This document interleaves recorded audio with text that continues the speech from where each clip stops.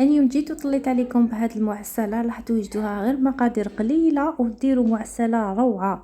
غير سجلوها لعيد الاضحى هكا اللي يجيكم ديو في الغفله ولا حتوالم حتى المناسبات الافراح اللي راهم على الابواب ان شاء الله. ربي ان شاء الله يدوم الافراح في بيوتكم. راح نحضروها في وقفه وتجي معسله حتى للقلب يا البنات. راح نديرها نسمها بدوق الليمون، يعني مستحيل ياكل عندكم راح تعجبو ما يطلبش منكم الوصفه. شوفوا كيفاش تجي كي نقسمها معكم، تجي معسله حتى للقلب وتجي فيها قرمشه من برا. جربوها ما راكمش راح تندموا. يلا واش رايكم نجي نشوفوها مع بعض كيفاش حضرناها؟ نبداو على بركه الله وبسم الله. مرحبا بكم جميعا، ان شاء الله يلقاكم فيديو تاعي كامل بخير وبصحه جيده.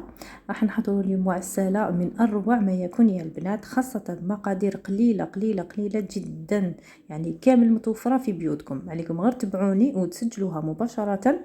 لو كنت تشوفوها شحال سهله ومهله راح تولوا كما يكون عندكم ضيوف ولا مناسبات راح توجدوها.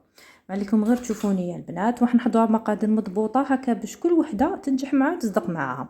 يعني بمقادير قليله ودرنا كميه ما شاء الله، هذه اللي توالمكم كامل. بسم الله. وتشوفوا واش عندنا في غيسيبيون درنا ملعقه صغيره تاع الملح، درنا 2 مغارف كبار تاع السكر، ونديروا لافاني. انا عندي سميد متوسط كما راكم تشوفوا فيه، ماشي خاشن، متوسط. نفس المعيار اللي عيرنا به الفارينه راح نعيروا به السميد متوسط، يعني يكونوا نفسهم سوا. هنا درنا ملعقه صغيره تاع خميره الخبز، صغيره هذيك صغيره كامل، ودرنا ملعقه صغيره تاع خميره الحلويات، ودرنا هنايا 3 مغارف تاع الزيت. يعني اي مكيال حبيتو ديروه، تحبوا ديروه صغير ولا كبير. انا درت لكم في هذا الكاس معيار تاعو حوالي 250 غرام. ودرنا تاني لافاني، وديروا تاني مركز الليمون، كان عندي مركز ليمون درتو ما تسجلش معايا، وزدت ملعقه صغيره تاع لافاني. وراح نزيدو تاني نسموها بالمزهر. انا حكمت نفس الكاس هذاك اللي عبرنا به يعني سميدو فرينه نفسه عمرته مملوء واني نطم به. هنا درت ملعقه كبيره تاع مزهر، تحبوا ديروها تحبوا تستغنيو عليها، اللي يحبوا ذوق المزهر. يعني حين دمج لافاني والمزهر والقارص جات روعه. وبديت نطم بهذاك الكاس. هذيك العجينه اللي تحصلوا عليها تكون طريه شويه، ما تكونش يابسه، تكون طريه بهذا الشكل كما راكم تشوفوا فيها يا البنات. عاوليك واش قعد لي من هذاك الكاس، قعد لي حوالي منه قريب نص. ممكن اذا استعملتوا نوعيه اخرى بالك تاخذ لكم اكثر. نخليها على جانب انايا. خليتها ريحه حوالي نقولوا 10 دقائق. شوفوا كيفاش ولات، راح لها كامل هذاك التلاصق اللي كان. شوفوا كيفاش ولات العجينه، لانه عندنا سميد متوسط راح يتشرب. نحكم العجينه تاعي، نحطها فوق ورق هكذايا، ورق طاهي ولا كيس بلاستيكي ما يهمش. دهنته بشويه تاع الزيت وزدت درت دهنه خفيفه لهذيك العجينه، ونحاولوا انه نحلوها هكا باش نضمنوا ما تلصقناش في الكيس بلاستيكي، لانه العجينه راهي طريه. الا كانت يابسه ما تيبسوهاش، وكانت يبسوها تجي الحلوه تاعكم ماشي طريه وما تتشرب لكمش حتى للوسط، يعني حتى للقلب. راح نحلها بسمك متوسط، ماشي رقيقه وماشي خشينه بزاف، سمك متوسط حوالي نقولوا 2 ملم هكذاك. حكمت هذه القطاعه اللي عندها الشكل هكا مستطيل وعندها مبرجه يعني، ونحاول اني نحلها بهذا السمك. هاوليك انا وريته لكم، ونحطهم فوق الكيس باش ما يلصقوناش.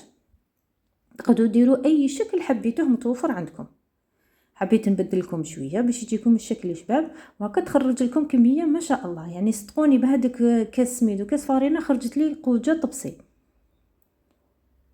هكا تقدروا ديروه في افراحكم، يعني تضاعفوا الكميه مع الافراح من الابواب تاع يعني كامل الشهادات ان شاء الله بينجح لكم وليداتكم. راح تصيبوها بزاف وكامل راح يندهشوا من الوصفه وتجيهم بزاف بنينه. بعد ما كملت الكميه حكمت الزيت. عندي الزيت انا كي نقلي به هكذا ولا نخبيه نصفيه ونخبيه في الثلاجه ونعاود نستعمله مره اخرى. انا باش تعرفوا الزيت تاعكم سخن ديروا كريه هكذايا، وإلا تنفخت معاكم وطلعت للفوق معناتها راه سخن الزيت ديالكم. باش تبداو تقلوا في هذوك الحبات تاعكم، راح يتنفخوا معاكم ويتشقوا، لانه فيهم خميره الخبز وفيهم خميره الحلويات، راح يتضاعف الحجم تاعهم ما شاء الله. لان هذا الزيت كنت قليت فيه ديجا يعني حاجه واحده اخرى على بها راه يدير هكذايا. انا ما نرميش الزيت دائما نخبيه في الثلاجه، والا كان نقي من الاحسن تعاودوا تستعملوه. غير نشوفهم بداو يحمروا شويه من تحت راح نقلبهم. عملك دوك غير تقلبهم يبداو يتنفخوا ويتشقوا، يديروا شقه هكذا في الوسط كانهم كيك صغيور.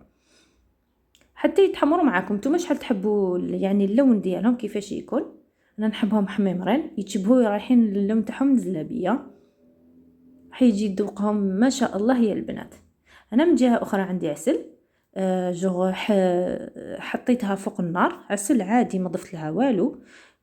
يعني كيما نقولوا كانت جامده، حاولت اني نطريها شويه باش تجينا يعني العسيله تاعنا طريه. كما راكم تشوفوا الحبات نحيهم مباشره نرميهم في العسل، ما الزيت مباشره في العسل هكا، ومن بعد تحسوهم يديروا فقاعات هذوك الحبات معناتها راهم يتشربوا. انا هذيك المده اللي نزيد نقلي الكميه الاخرى راح نخلي هذوما يتشربوا، هاهمليك نخليهم المده يتشربوا، المده اللي يزيدوا يتقلاو الكميه الاخرى، يعني راح يكونوا حوالي 2 دقائق 3 هما يتشربوا في هذاك العسل. العسل ما ضفت له حتى اضافه. نزيد ندير كميه اخرى طيب، يعني هاد الوقت كامل اللي حنحط هاد الحلوى الاخرى راهي تتعسل. كما راكم تشوفوا توجد في وقفه سهله مهله وبنينه في نفس الوقت. راح نكمل نحضر كامل الكميه ونجهزها معكم في طبق تقديم ونشوفوها مع بعض. هذا هو شكل المعسله تاعنا اللي حضرناها كيف يا البنات. شوفوا جا شكلها شباب، زينتها هكا في الطرف هكا بفو بيستاش. شوفوا منظرها ما شاء الله، حتى بنتها يعني كي تجربوها تتاكدوا من السما بالمزهر ولافاني والليمون. روعه روعه روعه. حيجي ذوقها بين زلابيه بين مبسس بين مقروط. تقدروا حتى تحشيوها في الوسط، حبيتوا تحشيو يعني ديروا مستطيل ديروا فيه وسطو حشو وزيدوا ديروا مستطيل فوقه وتغلقوهم ومن بعد تطبعوا.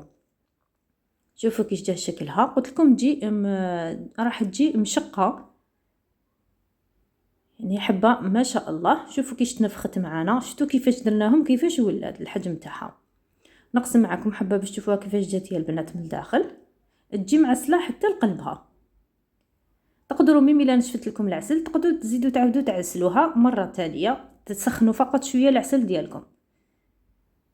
هاي ليك يا البنات، شوفوا كيش تجي ما شاء الله معسله حتى القلب. جربوها ومتاكده راح تعجبكم وراح تعتمدوها ان شاء الله في وليماتكم وافراحكم.